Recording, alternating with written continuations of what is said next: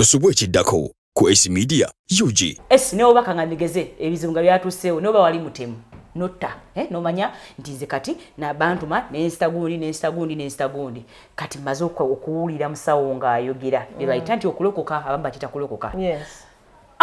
Mwaka lunda siriddamu kukola ki awo kwenkomye nakatta abantu bameka 15 maama nze mpedde manya olina ebbanja kwata 15 times 43 obye olumiza abantu balumya abantu anti kati what do I'm saying about killing? Yeah. It is nowadays in Uganda taken as normal. Not killing nti omuntu akusala bulago. People are doing juju nga tamanyi jejiva ayagala kulumya oli n'amutta. They don't know they are killing people. Kyonna mu nsi kye tulaba bw'oba mwana tuyagala muyamba through the childhood trauma gwe weemenya era ogenda kukomawo mu nsi gwomanyi lwakola omwana tamanyi naye agenda bisasulira kati gwe kiriko gwe omuyambako n'oteereza how do you clean by love bw'oba wali obaddeko n'omwana bakwese omwana okuva mu kyalo eyo n'omuyira amazzi agookya kimanyi omwana wajja kujja ewa kugambye bannange ensennemye asasula kujjukira amazzi agookya okitege kwata omwana oyo yagalamu abalala bameka lwanirira abantu bamulwanirira eddembe kubanga mumanyi bye mukoze in the past oyo sanga omuntu right now nga nze kugambye ojja kugenda ewaabwe otwaleyo boyfriend wo oba mwakamala kwogera akubuuze nga mumaze okwogera ababuuze naye omusajja natwetera ekita ky'omwenge kati gobanga oli healed togenda muskoninga omuntu atali healed agenda mengo n'amanyira takyuka tamanyi ebintu byakyuka okitegeera naye if you're healed ogenda mugamba munnange nakyo wakyamugaso tugenda kukola ki kireeta so ku mukolo bwekinajja bali kijitagenda kusitukayira agambe bannange nabagamba ekita just let that person heal naturally. You don't have to pull them out by force. For example, tulina TikTok. Kati abaana abali mu town nomalo bagamba influence mulungi biki bayiza n'okutuga. Okitegeera. Naye you don't have to push it on them like that. Teach them story bagambe. Oyinza okuba n'ennyumba yo ya mitwalo ana gy'osulamu ewaka. N'ennyumba eyo ojjamu kiro. Naye kati ebintu byakyuka mwana wattu tuli online. Olaba ne oba otunda kizigo. Oba ekizigo online amazawo okusinga owawa okusinga gwali kudduuka kubanga bw'obalamu ssente yaffe ey'e Uganda okitegeera owa Uganda oba bazeemu kati ffe Uganda tuli kati kanga bizinesi yaize tuliranye nga Kenya siringi kitemu ey'e Uganda erimu eze Kenya 27 kati oba ogeze online owalifunyeemu ogenda funa 20 mu mmeka mu 7 ogenda kuba bakenda ku mmeka mu 7 nedda takalaba bwe mbangambye nti bulina ku badde ngenda nkola nkangambe ntunda mamotoka naye ze wema ntunza be Uganda mbaguza milioni wema nkuze emmotoka munasasula cash milioni 10 nenzikola mbankolako balance wange bankolako milioni 10 ze Uganda nze bankolako balance wange nganza amagoba milioni meka nya imagine ne motoka ngitunzewa Zambia nga ngitunze milioni 25 cost zinkosize milioni nga 5 nenzichula milioni 20 mbankoza amagoba ga sente meka Najira milioni 2. Nzune za 2. Atenga ne Uganda nali muguziza milioni 10 nendi yako nya. Ne wano ntunza 2. Ngenda kulya zili nya, nyende zile 10. Ze milioni 15. Owa musenga. Kali maso olokutula kane neba kana kamotoka kangako kenda tunde Zambia singa ali muki apangisa. Ali mu rent biki. Okitegeera. Ne bwo kimunyola bwo tayizo kola ki? Ngatikali bwo kimunyola tayizo kutegeera. Awo bo muyambo kuhealinga naturally bwe katika ngogeze ku boutique omuntu ali mu town right now tulina kye bayita childhood trauma ne childhood experiences zetukopye ku bazadde for example mu 1997 esi batuzalira ne sami je twagenda mu masomero zena 2000 nali mu somero ntandiko kutegeera kale because 2000 nalinga ntandiko kuyingira utegere P7 P6 so mba ntandiko okukula so if 2000 I was in P7 meaning 2000 bebatundanga buli omu yali alaba otunulira bazadde bo ne bakeera ne banaaba ne bagenda mu town ne tubakolera chai ne bakomawo ekiro kati in your head to feel successful you have to repeat that routine bazadde bo kala kumacha naagala nakola kuva ku sawa 12 nakomawo nya za kiro nengate mu town ne weerabira gye yagendanga usually babanga n'ebibiina byabwe nga balina bakwano baabwe abamu bavanga ne ku kyalo kyekimu era wasanga nganga kati nze my mom yali akolera mu park ampya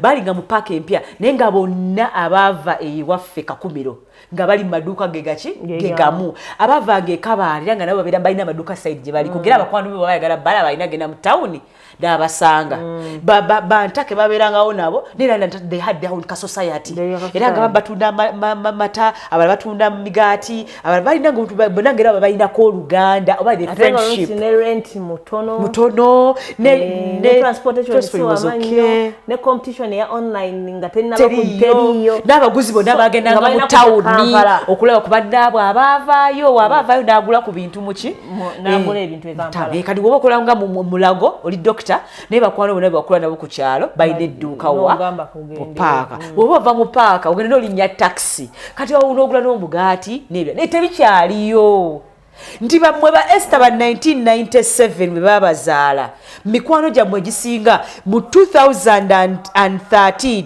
gyagenda ku kyeyo over 50% bagenda ku byeyo ensi yagaana so si be bamu ne bazadde baffe nti they are scattered, they are private, they are personal tebagenda ku byeyo bakomawo n'apisa ndala nnyo ate n'abamu abatagenda ku byeyo bayingira mu 2003 ziteri bantu basinga bafuna no mirimu mirungi nga bakyala abasinga tebabibakako era abasinga bazaala abaana nga bababosi babwe abasooka mu manager wange mu manya biki. It's because that was the mentality we had from our parents. Yes. But right now omwana hustlers enaalugwe neezaalidde nga bantomezza sigenda mukiriza kola ki kutomera najja sangayo abaana bazadde babakyali mu system eyo okitegera kale ajja looking nga rebellious kumbe ali ku mulamwa nkiraba nti right now newemba nina degree masters yange kati right now nze nina ekitabo kya ntambula ne kesi yange ey'ebitabo mmanya Imperial College mmanya wati mulago byonna birina naye sifunangako njogera ndi mu camera sifunangako kitongole kinoonya kumpa mulimu because of my books era buli omwajja mugamba kandete musawo gw'obala ngabo emirimu gyonna gye nkolagolanye nazo. I showed you my boss last time from UK. Yeah. Ne boss wange nagezaako ne mule nanga nja kuwuliza abalala bye bakola ki bye baŋŋamba nze what is right now what matters is gundi agambye eki ku gundi nkolagane naye era to meet up with my boss gundi bamulabiddewa abandabye ku online n'agenda before kiri ayogedde. For example, I've said I went to Imperial College and did an entrepreneurship course there. Bagize omuntu ku Imperial College nababuuza mwinamu kundi wote omukyala yagambye yagija ku Imperial College nakola entrepreneurship mwali bwaba reading ayagala kolagana nange bikyuse tekyali bino nti situla amanya CV gireete no right now nze kati nsomesa baki ba caretakers abantu abalabirira abantu ekirize somesa nti nsomesa somero damba olina okuba nga kyoyagala mu bulamu okola ki okimanyi nonoonya ne twogera ne mbikusomesa kubanga byokusomesa is life skills omulimu gwonna gw'olifuna baligamba musawo Julia kankubira omusawo Julia ali online biki byakola nze ngeri gye nkolamu ku balwadde bange buli omu agimanyi nze nkolera online mu kamera so omuntu aba amanyi alabika no waba agenda kukola erinyo yakuyita baby kubanga nzima ngenda okukola erinyo era mu kamera buli omwanga wakyala tubayita baby sole sweetheart abduli sole ajaga ya musawo Julia yamukola ki yamusomesa naye si kyabiro tereeta CV oba okyereza abaana bensomesa era agenda okujunjula agenda tandika kutonjera ku bya jeans kati twadda ku ani akumanyi technical know who and what has that person done to perform to prove themselves. Ndikalo jasanga omuntu agenda okugulako olugoye goli mu town oyina omudalaali agenda okugulako olugoye naye waliwo abantu bangi mbeera nnyo ku kamera okitegeera wallahi njagala nnyo okugenda mu wino muga katula kubanga nze most of my friends are there okitegeera most of my cousins because my mom was also there at some point so gye bali naye oyagala bazza sente ozizzeeyo n'okubamu akafaananyi ninye boda zisoke ngende nesindike basoke bankube kabina kange mukazi wattusike kataliiko wano goganye akuvume oli malaaya oveyo weekyaye oveyo okunywa omuntu oluyi. But there is a simple way nsobola okutula no ku simu yange ne ordering engoye eza Shein kuva ebweru ne bazipeza after 2 weeks. Kati nzola nawo omukyala muyita Joy Star kuha imbeera ndaba bukasera abeera apostinga oyo yasinga nokulanga olwameka kanti muwa boda ndeetere period maze omusupport w'abantu babakumanyi okuwacha sokola ki okusupportinga personal nze sina strict obabe kinti yingira clinic imbukinga no oli mkwano gwange ndi waka ndi wano kiro tukulabe sameka waka muliwo nani abaana bana betaga check up ye mwene muna mujja kola emitwalo 5 omusawo tukulinze I to them logics. Why? Because the world now has changed. Some people are still stuck in the past. Ntikati bosigala ngoli stuck. Kigenda kumenya nnyo nti buli kintu kigenda ogenda kirabange buli fumu likusongedde kukumenya. Naye nga teri effumu erizenga okumenya. Lize ku redirecting. There is a quote that says that every door that closes, there is a window wide open, but you can't see it. Alina muli obochiwulira. Obochi kulanga n'abaana bano balaba abamu batestinze koze nina abakyala bemmanyi eyo wansi I don't know Joy, I should follow her because waliwo abakyala eyo wansi bemmanyi mu town nga ye mukazi mulungi nga gye nkikomezza nti bwana ayambala olugoye n'alwekubyamu ekifaananyi nange n'aluwaabwe ngenda mugamba malutere ku boda naye nga si lulaba because alinze ngendende mu town imbo munoonye oyisanga nzinga musakazi oli nyamusanga ine muduze bajaja bana bana bayise asoka nvumevume nememugulako no I'm telling you abakyala basanga bambaye bavuma sina njala olumu kikujira olumu yakalakwata ne seninga bakamusasula najjukire banja naga kumanya ozo zino gende omwana kusomero zino kugula amazina zendabye yegwe nawe leta sente ngulako nako eriko tumaze wano ayo tetunaba kati mbadde wano mbali nyanje kinyagala okugamba how do we heal because you know it's not good to teach people and you start pinning them because it's cham nyagala soko tugenda wali anyway it's okay zendi esi ndiwo no anyway tusoka tumutu healing bali madde njagala kumanya omuntu anasenga abazadde nga womanyi in case omuzadde aba ignoring zino childhood traumas biche ebiyinza okutuukawo mu maaso ku baana baabwe okay for example esi gwe bwoba osazeewo okuzaala nga esi n'ofulumya omuntu omulala manya buli kyoyisemu mu bulamu agenda kiyitamu okay naye nga gwe kati bw'ofa meaning waniyagadde kubanga twadde tokyalina mubiri waniyagadde okudirecting omuntu awo waliwo omusota togulinnya naye ng'agenda jukira wafa kati wafa olijjajja bakuyita bakimuzimu katofuka muzimu omuzimu kwajja gube godduka mugamba omusota naye adduka jjajja omuzimu so that's how the world is nti omuntu oba olina kyewali oyiseemukko mu bulamu bwo n'ofa omuntu omulala agenda kiyita mugolese ku nsi omwanguyiriza ote gwe weeyanguyiriza ote oludako oleme kutekate kyo kibagamba tewasobola kweyongera kubanga bawaleka ku nsi tewawa chance kwesupportinga obwongo bwo busigala wano oyo abayita emizimu egitaagaana egirya mu bbanga you didn't set up esi newe bakanganigeze ebizibu nga byatuuseewo noba wali mutemu nota nomanya nti nze kati nabantuma nensta gundi kati maze okuwulira musawo ng'ayogera bebayita nti okulokoka abamu bakita kulokoka mwaka lunda siriddamu kukola ki awo kwenkomye nakatta abantu bameka 15 maama nze mpedde manya olina ebbanja kwata 15 times 43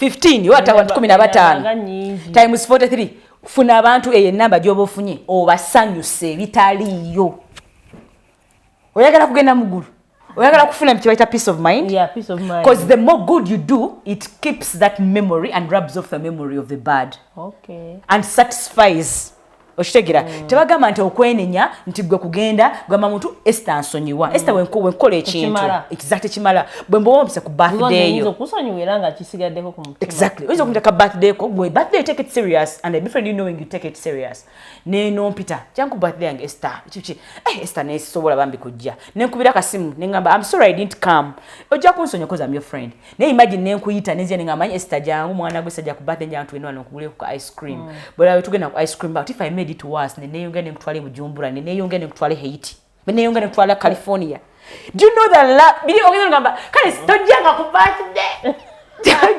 because esaba ye ekisonyiwa tendalamu that's how you have to do to get that sin of not even killing abamu kale bajaga obye olumiza abantu balumyenya abantu anti kati what do I'm saying about killing It is nowadays in Uganda taken as normal. Not killing nti omuntu akusala bulago. People are doing juju nga tamanyi gye giva ayagala kulumya oli n'amutta. They don't know they are killing people. Abantu bamu bakutte abantu nabagamba oyo gundi alina omukisa gwo kumbe whatever you're taking that person to that you're killing these people. That is killing. Womanyi wali okozeko ekintu ekitali kya mutima mulungi kwagaliza muntu. Ne ba mu church no gamba nsabo oyo Esther agwe eddalu. Manya waba Esther agwe eddalu go wamusula eddalu. That's why they say yokamwa katonzi. That's what they call magnet. You pull to yourself what you think and believe. Kenga nagambe kali akana akatoka beera wali. Bwe kala abantu ba customer banji in her life she's pulling mikisa jalaba. Go to laba yabalaba. Meaning she will always have that imagine. Meaning ajasika abantu. Yo nani atuyita. Tujje ku mulimo gwe tanagwa musubi emyoyo giri ne wabana musatu gonaga gwa ugafa gage aina ya artist yako kajini kaga wafe yaise sikumanyi from far ne spiritual might be knowing you nga maybe bazadi batambulanga na babiri myaka ejo nga ba immigrating bajajja fe lio mananga mugenda kutula wafe tugenda kwegenera igwa gulu ferujo no right now you're the one coming looking for the information I have. Yes. It's not by accident. Yeah. It is called magnet. The world gives you what you give it. And sometimes the world is so sweet. It will not take you only for lunch. It will take you to Haiti. It will take you to California. It will take you to America. The world can fill you with goods when you fill it with good. Yeah. And the world is people. Oh, see a Brian. Ensi ye esi, ensi ye nze. Buli wolaba musawo. Ninaje enva byenvamu. Either fuka mulokozi wange oba devil. Yeah, okay. Tibonsanga nga musawo nga twanyumye you the devil. You try to put me down. Bonsanga nga musawo ngo you're the angel in my life. You've increased something in me that I didn't believe in myself. Yeah. If I was to thank you, what if ngambade nnyonyana kwa kakade nekasikayo nenkakuwa bade ngena wa musawo kunkunga manti no ngenda kwetta ojja kuti ese oyinza kukukyalira omuntu ngabade agenda kwetta nenga omusanza alina makeup nganyumye ngaseka bichi nonja woluzino jene kibozi kyo nogamba njono kakangwe mukwano gwange gwe wakito kimanyi na uli mukazi mulungi waluno mukwano gwange nakwagala akulemeddeko ne munywa nemseka no mani otambula nogenda kumbe onadde agenda kwetangaloza yasinga obimusi oyo la muntu kulemera ko kukwagala kumbe gwe malaika ye. Meaning whatever bad you've done in your world, some people you might be lucky no sango muntu alina amanya alinganga tolonyomanga mubiri ombiri kwizo kuba mutono mutombo chi some people they have these 43 who are fighters ngabo bali batemanga omwana bwe bamukole kintu yuliyete wantu oli batte omuntu ngaita nakola ki kutuuka oshegera obanga naye waali ninga tena kyalaba meaning olina omuntu gwe wayamba naye nga famire yaabwe balinamu bano bassekalwanyi bamulengera ndi ne bagamba otokwata muwedde waliwo abamu nga bo famire zaabwe zavaamu kati zeyange yavaamu basawo okitegera me will never befriend anyone in my family and they don't help you with healing. Never. Ne waba mwana muto ne waba mutano wange was a doctor to me they are healers era buli omakimanyi that's how they describe abenjovu bahila. That's the family I'm from. Bajagamba abegundi enkuba etonye munonyo wa gundi. Because that's what your family is good at. If you have done it or not, you can bless someone with that healing without knowing. Yeah, okay. So ekintu kyonna mu nsi kye tulaba, bw'obogambe mwana tuyagala muyamba through the childhood trauma, gwe weemenya. Era ogenda kukomawo mu nsi, gwomanyi lwakola omwana tamanyi, naye agenda bisasulira. Kati gwe kiriko gwe omuyambako, n'otereeza how do you clean by love. Bw'owali obaddeko n'omwana bakozesa omwana okuva mu kyalo eyo n'omuyira amazzi agookya, kimanyi omwana wajja kujja ewa kugambe bannange ensenne asasula kujjukira amazzi agookya okitege kwata omwana oyo yagala mu abalala bameka lwanirira abantu bamulwanirira eddembe kubanga omanyi bye mukoze in the past. You understand? N'olwanirira eddembe ly'abakazi kubanga omanyi wali okutta omukazi n'omutuga n'omukanyuga erina n'atafa. Abakazi ajja bamba kubya abakazi n'eriso nelikola ki? Nelivaamu omukazi n'agamba make up n'anoba buno bintu wali yali amanyi naye gwe mu mutima gwokola ki? Bwemba muyina abaana manya wazaala ensolo ezo ziri mmeka nnya ziri wali. How can you clean those kids? Babine ya chachi mugenda mu chachi wanike emikono. No. Do sweet things. Funaye abantu wa 10 teri bya kwerenya funa abantu ga 10 tandika kusoma mazzi ga bwerere tandika kukola milimo gya bwerere so that curse goes off your kids. Abana basasulire nga tonnafa ebibibyo so that your kids don't pay for those sins. Because they will. They have to. Banaganda babeera awo bagamba n'omugamba you know what ebintu byemukola kati you're hurting people. But the kids will pay. Bobanga waliyo ingirido obufumbo bw'omuntu. N'oyagala bawo mugomanya mu baana bo. Bali ne walibanga mukama abayambi ababiri ne basooka. People don't talk, discuss things. Nyizo ne mugana wange nga tuwe meeting nga tunyumya nga twerimba. Okitegeera nga kyempitamu nze nkimanyi kyayitamu yakola ki. Yes, because some families have tried to do theatre nga je nkugambye we act. No gama bufenna buli omwana okwana omusajja alina motoka ayasoma bichi you covering the trauma script. Not if you do script manya is traumatized childhood trauma. Get off the script. Be you. We're not the same. And that's why I told him family. Baba Zariamu walo golden kids and chosen kids. Golden kids are chosen by the family. Family negambo yono yawasa mangu natwetera omusajja oyo yafuna degree ye yasoma oyogola oyo musawo ne bakufula golden child. No, God chooses his own ensi kalinga banana mwasatu wano mukama katonde yasokera kuone yasokera dada ye mukama yasokera dada kubana nga mutemu najja mwenda because all of you in the image of that person yasokera nga bajja wona tebana baawo ainensonga lwaki yabaletera Esther mu family yammwe. Oshegera family izo okuba kali kangambe erina ba golden child children babo kangabali nganze musawo kozi nze kati nizo kwa golden child I qualify mbuzarwaji nasomako nenkola kachi kabusawo mbuzara kama kana kati kana musawo kana kange I might be a golden child chosen by your family and society and status. Esther, you could be a golden child because your mom is like Esther pesejitiwa omwana angesoma na malako olaba jali. You are because your mom physical chose you. Then we have people we call chosen people. Chosen are chosen by something we don't know. Mufu no muntu mu family yanywa taaba yayagala okutunda ekibanja kyewaka yakola biki kati mukama mwagala mutu gamwe na mukuba mutta mukama oyo gwaba kwesemwe pesa lya family kati yatisa 43 zino zirabye muloweza kati Esther, you have seen hypocrites in the world, haven't you? Yeah. So if you had gold, you would like to hide it. You wouldn't want anyone to be what? Able to meet it. That's why Edda wanu 43 baba wansi abalimu omusayi ng'ogwange tulina jjajja waffe yali wano bamuyita Bamweyana. He was the richest king. Nti bajja bajjana kati ngamene mujja muza kujina ekyalo musobola mu kibeera k'emyaka nga 2 temumanyi kiriko. Kati mu generation ya 19 nga 2013 ne buzaala abaana ne bategera nti waliwo oilo. Oyo omwana oyo mwawa abakizuula ewo mutwabuke kyegera ne bagamba waliwo ki mugagga amafuta naye ekyatawaanya omwana ekyamuyamba omwana okulwawo ennyo n'ebyobugagga n'okuwangaza bwali bulalu batya nti buli eyasubiranga ekibi teyagendanga kasasiro yagendanga mayumba g'abagagga meaning okukifuja waliwo otuusiza. For example, when God is trying to make you a good person, usually you go through so many bad things. That's when I told you about the 40 days Jesus fasted. Church is a theoretical book.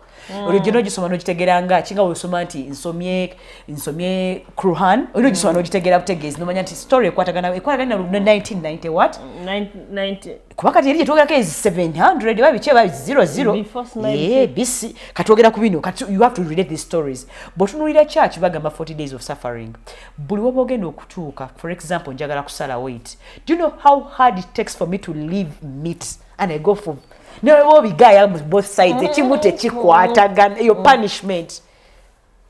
Omwana waba agenda kusoma agenda akaba n'amaziga nebo musanga mu Range Rover ngamba yo bichemi I studied I'm a doctor ogamba no sigo atwa kana bakashwala era bakujjukira mu 1998 bajaga oyo tiyayagala ngana kusoma ngakaba bali stuck bandi bamanyi banja kubeera ki kan everyone yansanga esisikiriza mbalo nja kumulala nyonyi ambalo nsanga kati namufumbo kalolo abantu balolezo that is bali baloza bingi abamu bakuwa buwi ebyo nasumira ngandi shabe ngoma stagereke kandi byange nabera ngabyange kusomera natenga isi process nenga nange ndiyo nenga but ye ono esoli gomuntu obuvunanyizibwa bwati bagovuddemu omumanyi nenga akamazo gandi bali balaba oli shabe naye gomuntu obafunye kati ali awo toli mbali abakola ennyanja naye era okola Esther right now you've put your name out there no ngamba edanga tusoma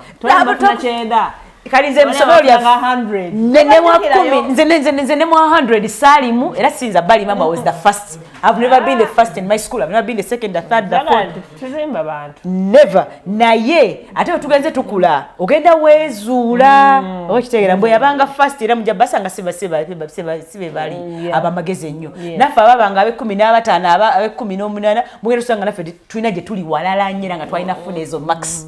Because twalina binje tutawanya. Ne kati abantu osanga waeri wa first. Kati olaba nenda kuzantu azaza chema kola bazadde. Aba n'omwana we kangambe oli eswine olina journalism, you have a full company. Olina omwana wo azze mukola mwenanga mutu mu holiday mujana mwenna we batine mujja n'omusono mulana alaba olumna kuyamba kone ku notice olumna arranging ne cameras nenga mutoto alinga like 13 14 15 16 17 olowooza nti oyo waba asazeewo kweyongera kusoma afa bonna bayingira mu class yemu n'abaana batayingira abatunyanga kamera bibamu But you know, due to the childhood trauma we've had in our lives, we think unless this child enters that classroom, there will be better people. There will be better. We never even 20. No, kusomesa si kubi. Naye somesa abagala. Ekyo nakyo mukiteekemu. Anti katuli mu kusomesa. Ne somesa yennyini eri different. Ne somesa eri different estago gyokola. Naye ne okukola essomero lyo. Isawa yonna. Eddala nti kubanga kati waliwo abantu abamu ng'asobola okusoma naye ng'ate batwala notice. Abamu asobola okusoma naye ng'ate si muntu wakuwabudde nti by ssaawa 5 olina okuba wano by ssaawa nga be babajja mu ssomero naye nga baagala okusoma. So if we can get a chance kane online waliwo courses nyingi ezizze esi nyingi like you go online abantu basinga era kirungi mu nsonyi kale kyogera kirungi nze waliwo talent nyingi zembadde ndaba mu wansi mu town eyo mu downtown waliwo talent zembadde ndaba nga ziri covered by the umbrella of owning a shop. Oshegera kyengamba mbunjaga kubeera na dduuka naye singa teyali mu dduuka eyo ng'alina ekifo ekirala kyaliko nga yandibadde byakola birala nga biri so high end nti kati ekyo kye balese bi-influence kati era biri ebintu ogenza onnyonnyola twawe actually personal experience. Yes. Tinze nava mu family gyenvaamu ng'abakozi bakolera ddala era nga nange nga mbalaba kubanga nawummulanga nga ngenda nenkola ne bakojja bange abo baagala nnyo era manzi ngamba nange njagala nkulembereko n'edduuka e Kampala. Tegeera bamaze era n'edduuka e Kampala chansi najja ne mala siya 6 ne mala nengera nentandika okukola ne bakojja bange abo ndi campus wonna nkola bwenzo kati nga ndabe amaduka kati nga ndabe nnyingiza kati mba ndaba engeri gye bayingizaamu nga ndabira ddala biki tugenze tusomye nekulanga man I can't sit for almost 14 hours somewhere that's not me kirira novaayo nokomaweka nenkolako kye nakolako era nagamba nga bakyali bange you know what this year I'm resigning. I feel like honestly okubeera and I want to let people know it's possible. I want what I kubeera you always feel it. You are never happy. No oyinza okufuna sente zonga bingasaba bana nogenda wantu nga go itanti kati nga bino ngatafuna nanye but you're happy. No bo okozeke sawa 2 nga you just okay. You're okay. Never week. Nganze never week nefuna interview yange Esther Ejo. Nsingira okola ku TV every day and I get stressed. So that's life. Era kati ebimira kati nenchitegeera era always nganze man. Edo twali tulowooza nti abakozi era abagaggawala be bano abakeera ku makya ku ssaawa 12 oli ku taxi odduka paka ssaawa 4 ez'ekiro. No, we are wrong. No, we are very, very wrong. You need time. You need time to do a lot of stuff. A lot. Wetagayo akadde kale w'okolayo ebbanga tono like nga bakola edda kiba ate abamu bali abazungu batusinzeeko 8 hours.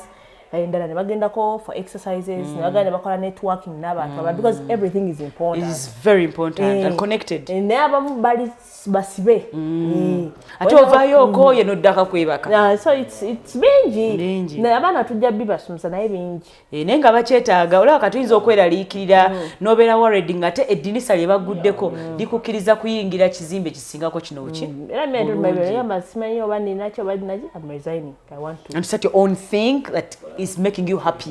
No, interview singa mati no bachi but I just feel kyenina okukola okitegere kinkyagala naye wali naye ng'afuna n'akasente fena but I was not happy at all. Oyinza n'ogiyita nti olumu oyinza n'okufuna sente esi nga yo kale not happy naye nga yo surviving nga kyentegeeza nti oyinza okufuna sente nga wobeera mu banno you're the one who can afford a drink, you're the one who can afford good clothes, you're the one who can afford a car because now you have that because that some jobs ezisikiriza egiri bwe gityo nga ze egyerandani nina kati tosobola li comparinga ku giri egya emirimu gye nakolanga kubanga me that was in my calling, that was a lesson. Waliwo ebintu ebimu abantu amitwino oyitamu nga zinaba wakusomera nakulabako ku nyundo oddeyo otegeere ekyoyitamu omanye ekituufu ky'olina okukola. So okwezuula kintu kikulu nnyo nnyo nnyo so bw'omanya these people nga buli kigenda bugenzi maaso. But how do we heal? Healing should be very soft, loving, and encouraging. I know ebigambo mu Uganda bisoundinga weird obyogera naye nze siina mulwadde ola nantu abagamba lwaki weekoza bw'abanga ekiseera lyali mu ntebe eyo nga ye mulwadde yakankana. Those words they say I shouldn't say, they expect me to do what? To say them to them personally. Oba ontegeera Esther nti buli omu oyina engeri gy'oyagala bakuyiseemu ey'enjawulo gwe manya nga nze bwenjagala okumpisamu obwenjawulo ye Esther naye bwayagala mu ngeri ye si mu ngeri ye tokyoza na mu ngeri ye mu ngeri yemu Esther wenkuwa essimu ya iPhone reaction gy'ogenda okufuna egenda ba yemu ne brand gy'agenda okufuna because right now mulimo gwegumu kyemwagala kyekimu era kyekijja timulebakira okulima olaba bayita omuceere okimanyi olwo n'ebikomole byafuna omuceere nga gete eguddewo eringa kawunga sina muceere nyampanise nnyo waliwo ebikomere ebyaggulawo nga fena tuliza omuceere but it was just because it was a good gesture from government. It is a kind gesture. Never bagamba buli bagenda mu nusu 10 omuntu nga alina million yakubagamba ngo 10 lwange salufu nyimwe bafala mulumpe na dendi kola ki ndwagala because is human. Teri yo muntu agamba ati kangambe ntu nagija nagamba mbo zakuwa na sente nyingi temwani padde mukka mwani tadde mu ice fena twagala mukka kussa oba ogumpadde otya oba bwogumanga guno gweguliwo gumpe bwogumanga oxygen gumpe era mbera mwena muli badde muli mugago limu avunga mwena mwagala oxygen kali kambwe kati mwena mba mujja kakola ki kakayanira nepotism wagiramu we sente nakakayanya n'omukono gulimu ki ekyetaano ojiga covid bakabira oxygen okitegeera oxygen naye nga omuntu omufuna omwavu n'omugaga mwena mukabira kintu ekyo omugaga kyalina okukola kuwevingana mukono nakyo yenyinyala ekyuma kyekimu asobola okugijja kwoli n'ajeza okufa okumanyi ffenna twagala ebintu ebyo bisatu mu nsi kulya kulya sina ebyokulya biveeko kulya emmere buli omu ayagala okulya oba oyagala kunywa buugi oba oyagala kunywa mazzi. Everyone wants to put something in the mouth. People want to be thanked. People want to be thanked, that is recognized. People want to be told you're okay, you're good. Ola no muntu no abamaze okutagamba nzikane everybody wants to be understood. Everyone wants to be told that you're okay, you're good. So kyabagamba mbu sigwe katonda to judge the other person toina mulabisa bibibi but you can make them see them in your own way.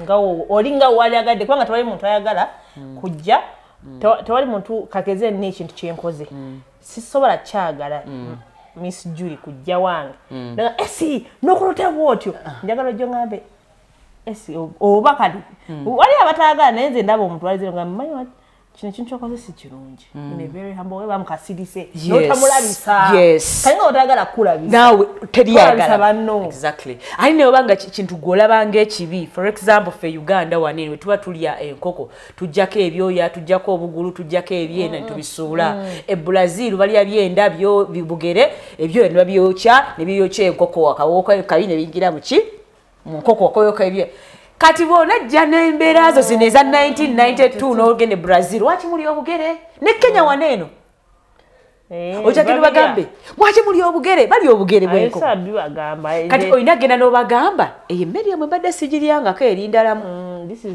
different and I want it I don't like it because I'm not from there. That's how people used to organize you guys something else. Exactly, that's how people organize Baganda abaganda bali bwe bati ngafukamidde n'okufukamira newe na bachafusamira sijja kugendayo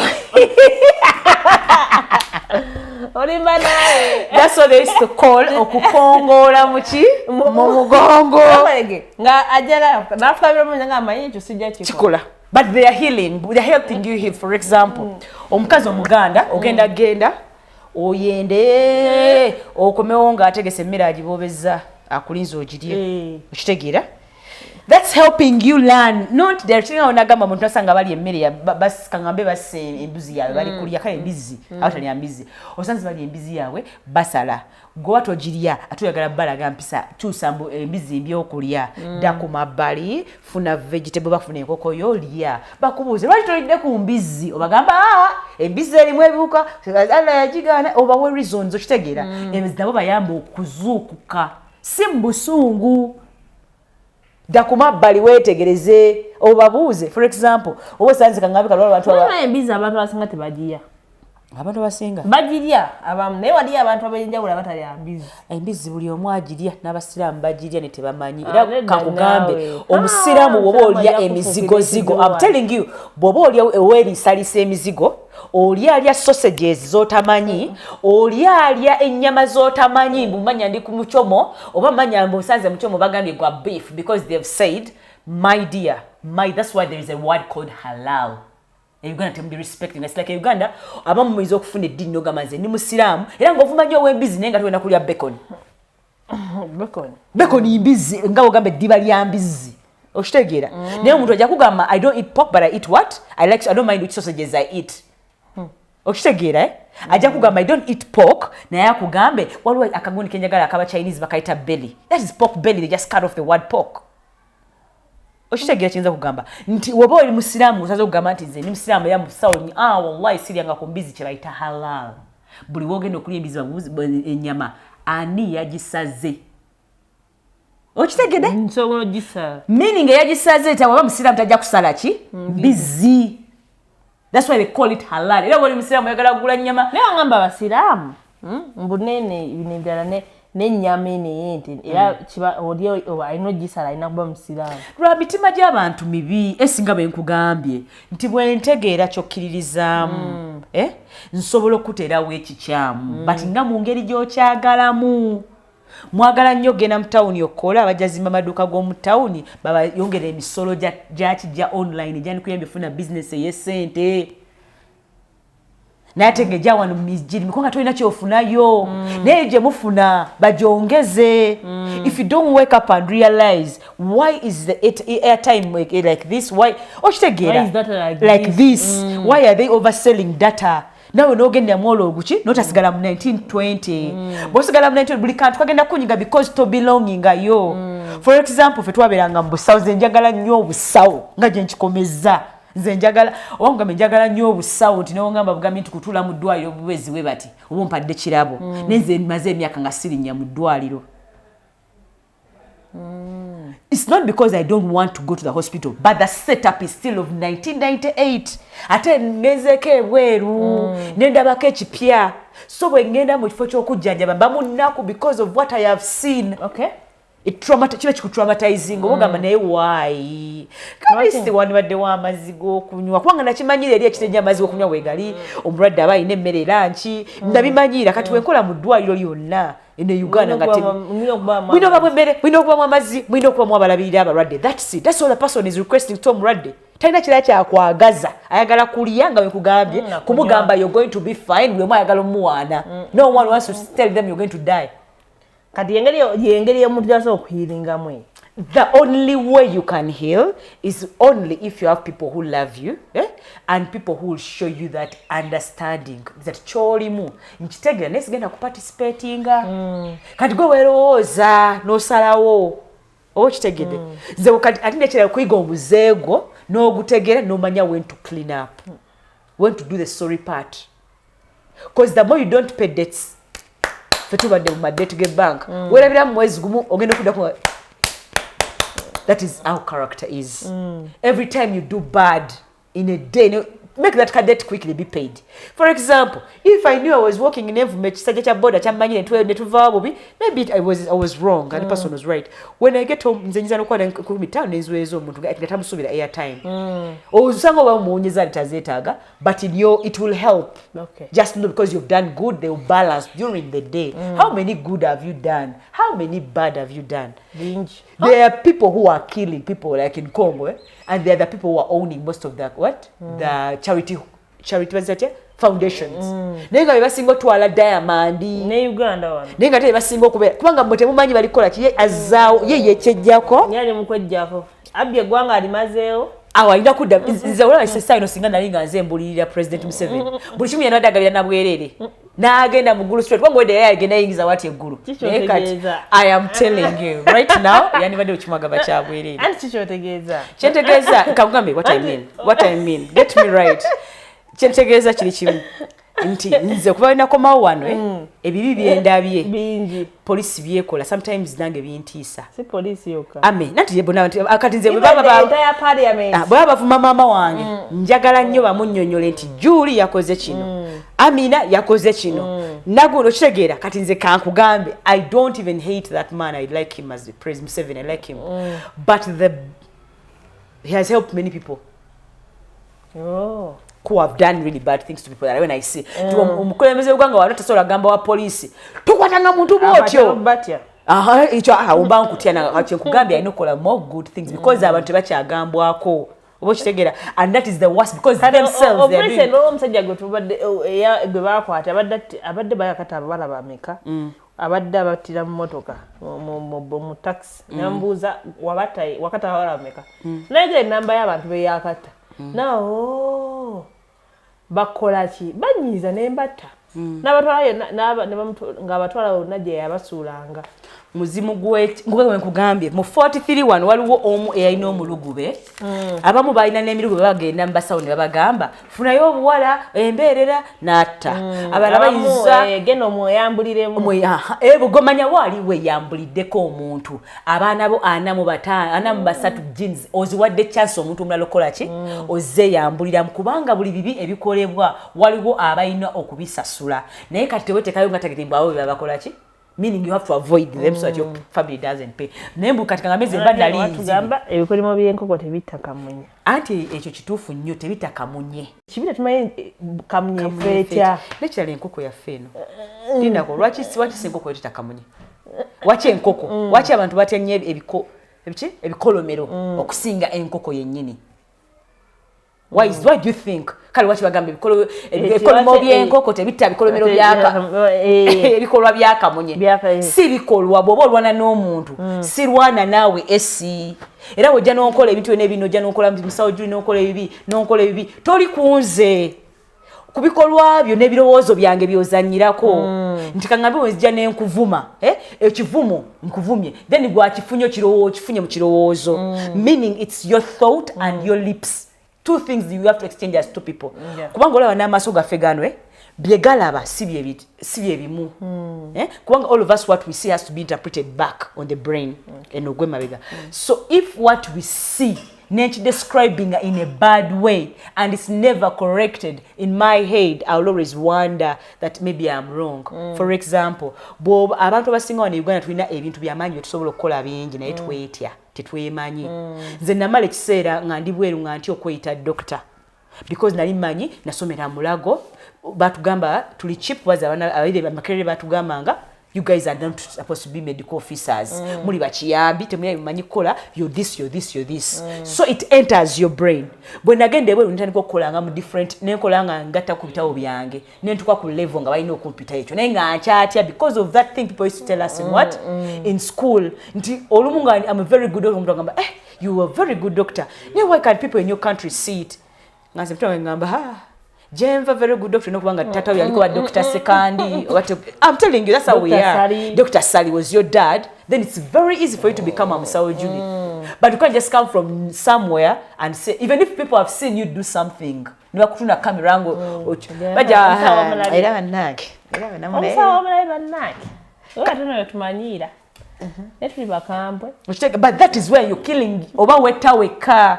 Munjagala Esther content wonga mulungi nesagamba Esther bananga akoze bulungi obwongo wange kisoko kunja ne ngamba Esther gweraga guloza gwe gusoso tukayo gweyogeza ole abantu abo bakonta motivation speaker but kati manya buli yakiwulira yava mu family nga mama yali failed motivational speaker chigambo kidamu failed kwanga lwa bazada bambageza ko kubera motivational speakers naye nga n'abaana benyini be bakuza tolina gojja mutimulamu tolina nago motivating even you are failed to motivate your family children ngabana bambe benyini nga mwakula mumanyo yo muzadde kali walo ba preacher abamu nga ayali preacher nga fatu tumanyi preacher naye nga ogenda mu family nunyamu omwana ogwo asobola emulating tata kyali kwa tata byali theater yali abulamu action Zekankugereze nsala nyo kunyumya ku bantu by name but I'm forced because we're going to talk about childhood trauma njaga abantu bagulo obongo bwawe using my personal story nza abantu abasinga bebansanga bagamba Julie oba bichi you like to have good things in a bad area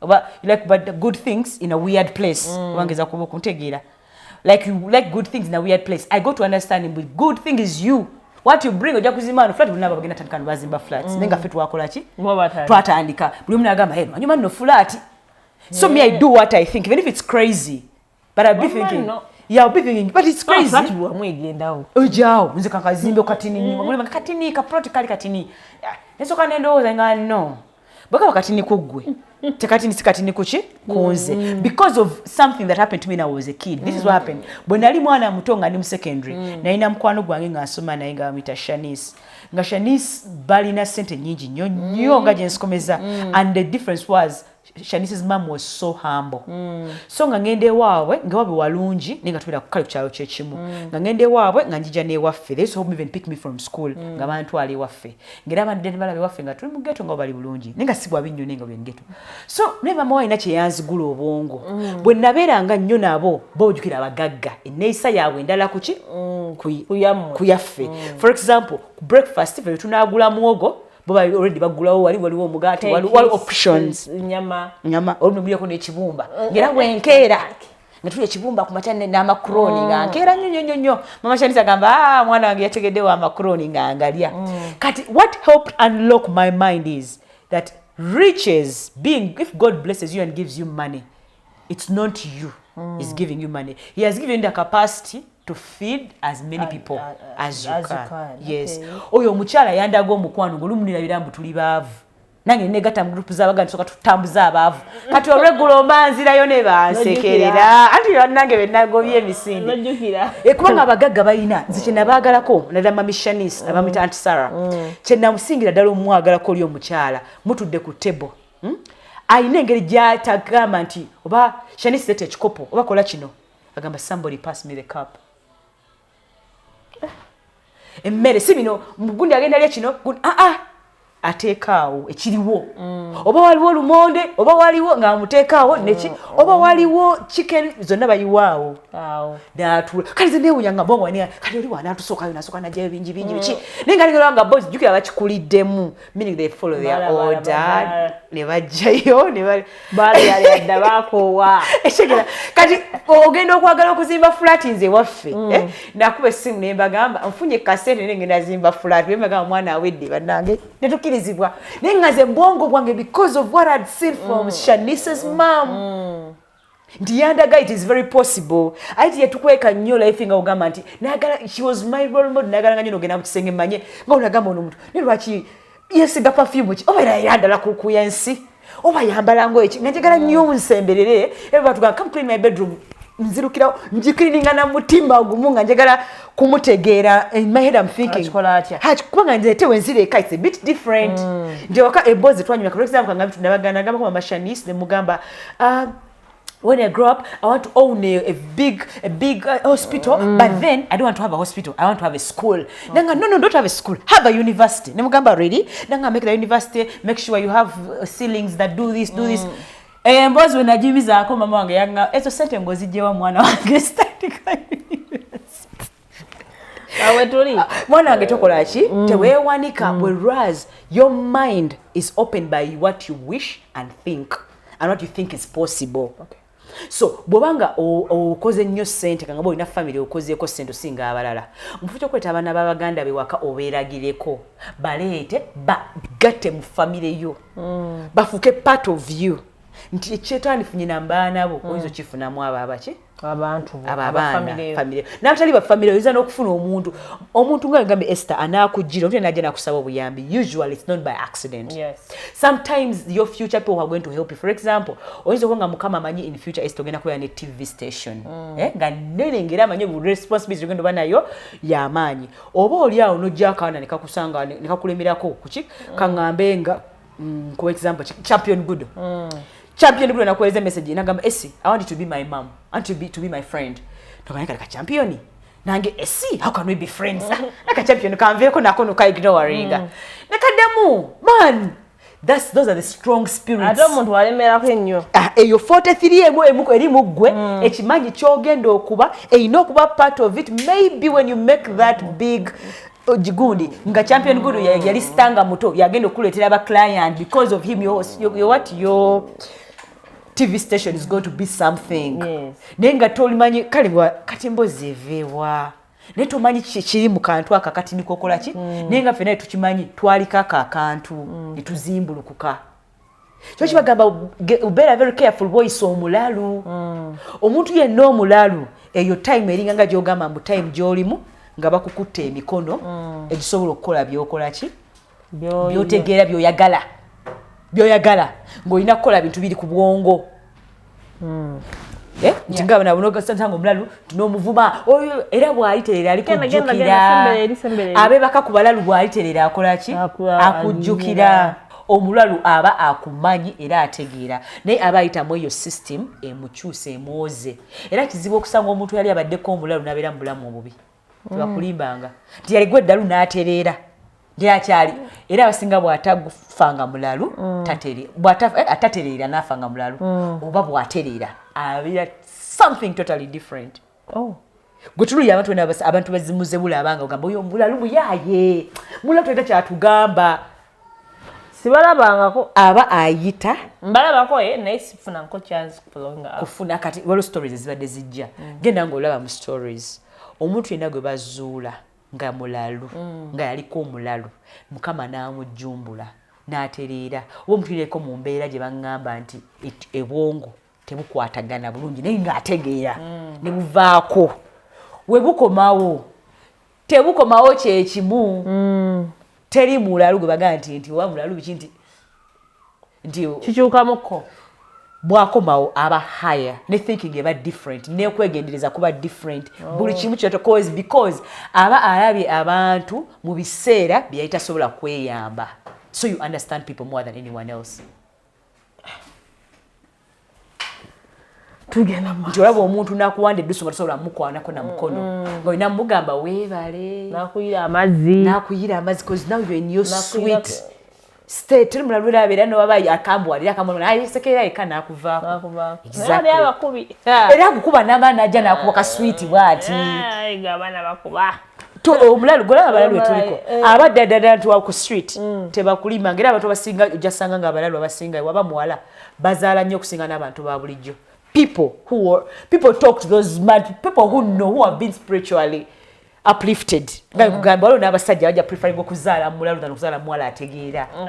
Mbuuza lwaki oyo omukyala waabanga she's the part of their healing naawona they cannot be the same as omukazi atagwangako ddalu.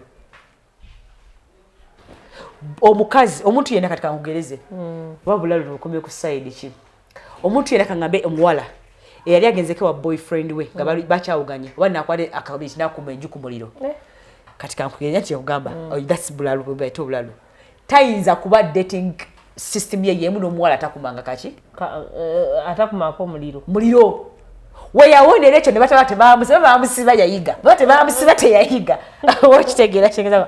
That's why they say abantu ababonyebonye nnyo kati ngambe abantu abawala basinga obugagga mu Uganda leero gya basanga tosobola kunyuma bawala nga bad black bye balabye fe tubimagininga shiba kana ukalinyoma shiba tosobola kunyoma shiba byalabye ate birala nnyo nti abamu as people were in Pampers bonga banoonya toilet paper yakweteekako oyo sitemba temusobola kufaanagana kyenkugambye ndikati wakame ndikati nze nasulako ku street zeranda nemba ku Victoria tosobola kumacha konna kukomperinga ku muntu tagenda ku street za London si street yonna eye London nasula ku street bagamba mokera kumacha nogenda mutoyi ya station nonaba nokuma ku street ngato ina abantu bo ina baganda bo nga munana ina best friends ina abantu bakolanga nabo obochirachiza kukugamba but one situation ngache nkwise yobulalu ekuyamba kinga ogamba ngamba please ntaka tonango omunda ukakada nga you have nothing to do in like reflex action chekuyamba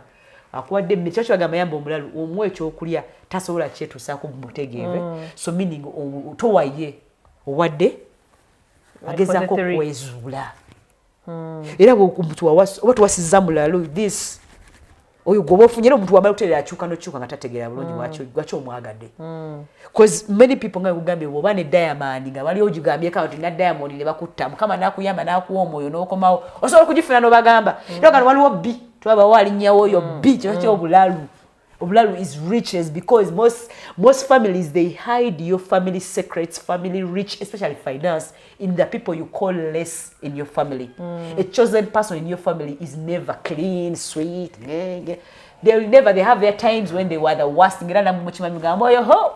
Sika kufuna sente. Era teri muntu yali mu family ya mwenga family times aterera. Nga abantu batubana balagamba ikwano. Ochitegera mba mu family ya mwina mu omulema. Abasinga mulembe oyo joko mu mucha yano mwa ku sente fujoterera nawe nofuna sente. That's what they call magnetism. Okay. Huh? Akate bilala msawo. Nati che kugambe bebe naye magnet. Oyino okumanya family erimu omukisa omuzaale n'omukisa omwogerere. Omukisa omwogerere guno. Esther wafe yatugulira kamera je tulaba ffe. Ne kamera nyinyi yetuwetereza government tulaba. Kitegera. Esther yangulira emotoka yakuba omuntu nakola ki nafa. Ne waliwo omulala gwe bagamba nti ayina engeri gyenchukamu nga si kya physical nti ne bwenkyalira gundi obulamu bwange something in me meaning ayina kyakuwa kitali tangible that's why abantu bakakangana balagendo kyale wagundi obereyo just nga yaloza bambi bwanagendayo onoyo gwokyalisa kimanyi nawe batomanyi but those people who saw you especially when you are a baby some of them can know the differences you had from others some can know. Okay. Or some can know wakuzade ne bana bakatinga abantu abazala oyina amabala oyina some people know these things to make observe era bajja kumanya gamba oyo nayi no mukisa wadde mulema era jagenda bayite omulalu awonye enkuba gafa balamu fena tudde mu bala we bati ne bayite omulelo mulalu yeah akwata ju alibeze like the rain to stop because you see these things just because you don't want to say them but we've been to Mikolo ne bagamba bagema nkuba kitu nenga tulanga ko omuntu wa suit baramotegese omukologo n'abako bazze n'agema enkuba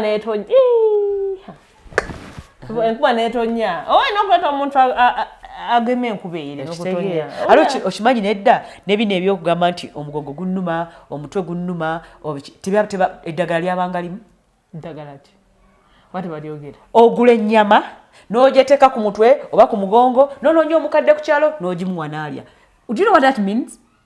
Meaning, this old person, the reason they lost their back, they have seen, they know what you're fighting. So they will always forever, because abagande bagala nyaka nyama. Buli wawutaka soup. Nato bina ko Luganda. That is culture. Era sibimanyi nyoze bisoma kati bisobiza mu Luganda. Nyo jagiriro ojja kulya omuntu amanye nnyo ebya Buganda mamunyumya. Ali kigamba. Tebalabika. Ate bambati okogera zenga mize ndi waluzungu kamba je boogere. Kubanga lize wenjo golomba je okukola. Ebintu bino tweta gobima. Okwongerezako gwefuna ennyama. Jikwate bagikonde ku mugongo gitwalire mukale wale wala bogeza ka I don't know them so well. It is our culture. Jikwate ba mu kibbo ba mukavera bo just bajajja bafetwa abakyaliranga bali ennyama mu kyalo. Nene mugenda neki? Kalojjaka ku mugongo wali. Oje kubako onoga wae jajja omugongo nkola ki? Gunnuma. Do something because your back as what you know the reasons why you lost your back. Okitegera. So as you're eating this soup because abachowomerwa is nyama and the old people to give you their brains and to their protections because as long as I can't move I'm sleeping meaning the other part is where is it? Ochitegera kati abasinga bibi bintu ebimu bili weird nze nsoso bigamba naja uli akono omuntu omulala omukulu akigambe abamba jana kugamba kwate ebibala enkati ngaba nabawala bagamba kati nga fa kufa bagamba muti twagala fumbirwa by choice niwo lwaba wala nga bambi okufumba bwagala nate ne bukola kinga buluddewo kwate ebibala fe tushayina amalala kati nefe tukyalina amalala fe tuveeko twagala nze wamasagala mpozi omuntu yayagala musajja gwolina okunjagala okumpasa sikyayagala kuwasa kufumbirwa gwolina okunjagala okuwasa kuba nze ngenda okufumbira nze ngenda okuzaalira gwolina okunjagala sikyayagala kwagala so yes that's the truth because at the end of the day tososalirawo bantu nze gwolina okumunoonya maani kati aidde abakyala mwabagala okufumbira kubagala nnyo buli ofa olina okukulambula mu kadaali babagamba nga kwata ebibala fruits. Do you know what fruits are? Bibala, it's a seed, a new seed. Eggs. Eggs is a what? A newborn. Oh, yeah. Take them to the obuwangwa waffe bwonoonye abantu baalamaganga kuva nsi yonna kujjawo ku Nalubaale kuteekawo bibala. Do you know when you put Wali Speak Resort? That used to be a traditional place. Yeah. So you would bring those fruits, which are fruits and eggs, and you put them there. There are certain snakes that would come and eat those and bless people. But the way this society mu theology, how to explain it properly, right people bachikolanga. Sometimes emisoto ejimu bwe giryanga kangambe over gwe tuyina eno side ne giwuga ne gigenda ne gimalako paka Tanzania ne gipameeyo ensigo ezo zitambuza ki obanga as today ekyokulya n'okiwonwe Tanzania unknowingly. You change, you give. First, we used to see those things as transport. Or in that water, it's weird. You can't even explain. Yes. So they would say that salongo because we used to work as two snakes. But the food, the other things they would push out on the other side, the plants will grow of a different caliber. Kadeje emiti nga bwomanyi nga binagambye emiti is like a blessing. Bosimba omuti ekyo eya bagamba nga simba omuti owo n'ebizibu. Bosimba omuti you've blessed someone unknowingly. Oh, banamikawo. So it's fruits. Nti okugaba kati ngamba nti njagala kwejjako kya lutroma. Nsobola n'okumala wiiki nga ngabira bugabizi bantu birabo nga fruits. Banga agenze mu ssabo. Okay. It's the same thing. Banga agenze ku church. Nkwata kimwe ky'ekumi n'ekitwalira father n'ekimugabira n'enkwata oba n'omuntu akutte embuzi n'agenda ku kyalo n'ayita abantu n'agamba mujje tuzinemu ensi nayo mu munnyo tuzinemu twenyweremu. We have done the same thing, but I don't know, because the bad thing is I don't know where my money in the church is going to do, because nowadays there are people who have a lot of by the organizations, so I might give there for the good and then money goes and buys weapons and kills someone else.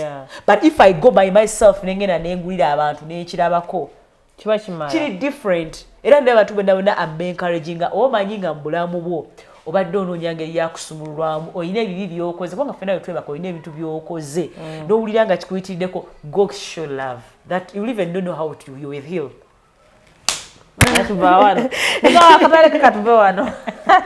Akatalekeka buli famire erina omuntu waayo alina ogigaggawaza.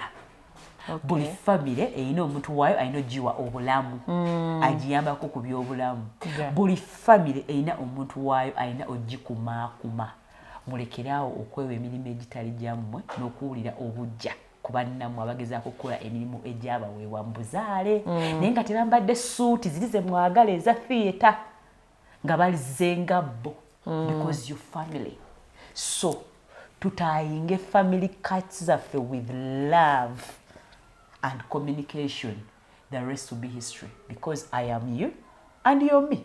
In a way, we are going to meet, or we might not meet, and our kids, trust me, might get married. Oh my God. Or our grandparents. Clean up. Ebintu bingi nnyo nze kati kyegenza okuggwa nga nange kennyini nfuuse mmwe nayo sinabivuddeko dda nfuuse mmwe. So munesige. So thank you so much. You're welcome, dear. You know, I learn a lot every time I come here. What they might why abayigana nange njiga amavugali nti leero lesson ya leero entutte wala twayo dad no way entutte leero nezikakana. So thank you so much for sharing. Thank you so much for your time. I promise tujja kwongera okudda tulabenga ate tuyamba ya msawo bingi nnyo byatunda msawo abantu babulire ebintu byange byensinga okutunda bannange bya bulamu. Oba oli eyo omugongo gukuluma, mutwe, manya hormonal imbalance, bakigamba naye tebakuwa ddagala. Jangu tubalansinge munnange hormones tubalansinge nutrition tubalansinge emibiri tusobole okuba abalamu n'ekirala ebitwogeddeko Esther obadde omubuuza eddagala si kirungi kuvaawo nga abantu sibawadde ku kikolo olaba childhood trauma buli muntu agiyitamu ebintu bisatu bye tugenda kambayo ku kikolo tusobola okukozesa ekisookera ddala waliwo powder gwe bayita moringa Moringa bannange buli edda buli family yabagigambanga okusimba omuti ogwo kubanga myaka egyo bajjajjaffe bakizuula nti ogwo omuti gwali gwaki gwe gwinda okutuyambako okutereeza ebirowoozo by'abajjajjaffe meaning whenever we are stressed our bodies produce a lot of cortisol kati cortisol to getting addicted. Some people say, oh, no, mukazi ayombanga mama wo because you are addicted to that cortisol. Atenga oyinza obutamu kugenda mama wo n'omugyamu cortisol. But when you get yourself some moringa powder, lwakali waliwo ebirala bitu abambi bagattamu naye for a start andike ne moringa powder bw'omufuna n'onywangako buli lunaku. If you notice now manyi ndabye mbadde mpitamu ebyabika bitandise okunkomerawo nnyomba ebitategeerekeka nvaako nywamu ka powder ako okakane osobole okumanya kiki ekindetedde okuba kino kyendi ekyo ekisookerera. Ekyokubiri temutya bw'omanyi mu bantu 430 waliyo abaali banywa ku kataaba abanywa enjaga ekyo kiddamu abanywa omwenge abalina abakazi abangi manya babikiri mu musaayi gwo netokolaki tomanyi okitegeera bw'oba omanyi nti balina abakazi bangi abasajja bangi ate baali benzinyi kyabataba musiriimu gezaako okufuna omwagalwawo nga bukyali omubeereko abeere best friend wo kubanga ekigenda okussa mu nsi okujja mu nsi kigenda babwenzi kishimanyi ko kibanga abali balira bo kibanga ekizibu kyo kyali mba abedda yali taaba ekigendo okutayinzo basigala kubanga afaanagana nga taaba bwaba taaba noonya engeri gye bamukola nakuyamba omukozese mu ngeri yaki ennungi y'okweyamba. Yes ne kyekimu n'enjaga gye basimba ng'emu ya ddagala ng'endagala yakwesanyusa bwesanyusa gezaako okumanya kwati bonna babigatta ne babigaana ne waliwo enjaga y'eddagala ejja okuyamba obwongo bwo okuconnectinga ne bano ba 43 mu bwongo bwo in it will help you calm down your system ejiyambeko olowooze kubanga buli bwobanga system yo tokamize down you'll never think. So bw'oba olina ebintu mumanyi family mwe bize bikozesa noonyereza butuufu bwakyo kubanga ebintu tusobola byejjako ze nanoonya nnyo engeri gye nejjako ebirevu bino nenategeera ngeri yakukolagana nabyo kubanga biri munze okitegeera nakumeka sure tebimpa bruises nakumeka sure tebinnemesa kukola mirimu gyange emirala naye this is part of me, I cannot change it. So bw'otegeera kikyoli noonyereza obuyambi either from therapists, from care workers n'abaagala okusoma ebya care worker mbisomesa olinayo omwana wo tayagala akoye ebyokusoma naye ng'olali ayagala kuba musawo jangu abasobola okulabirira abantu ng'abo care workers because they teach them to listen ku muntu kati funa omuntu atatagenda kujajinga anakunywa n'ebintu ababitegeera ebintu ebyaki ebya substances zitawanya abantu nga bahealinga from childhood trauma. N'ekisemberayo ddala tuvudde ku ebintu bya addictions tuvudde ku kintu ekyokulya nutrition which is moringa add moringa to your foods if you've gone through trauma. Then ekisemberayo ddala mweyigirize okubalansinga ebintu ebyabakulu n'ebiremite ebyekisiru ogeza ku kyati ngamba ebyekisiru ng'okubuukabuuka omuguwa okudduka okuseka ne banno ne munywa omwenge ne musiriwala okugenda ne mutambula ne muyina okweta.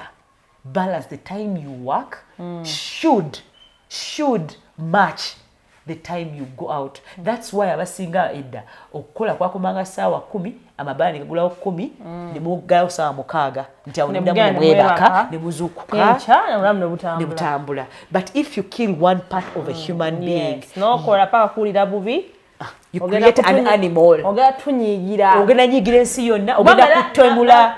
Ogenda kubba. Ogenda kubba. Abasinga okola nabakera mu town saawa 10 abasinga babba obusimu. So because your thing is imaginations are all out there. So try be a human being. Remember all you need is your life is what to eat, where to sleep. Please what to eat, where to sleep and if you can have a chance to breathe. Period. Thank you so much musawo bannange mwe bali kubeerako kuba gitwatandikidde paka wetuli wano. Thank you so much. Nkiddamu oba mpya kwena channel, please subscribe, liking, commenting and sharing. We love you all. Musawo tweyanze nnyo tweyanzeke.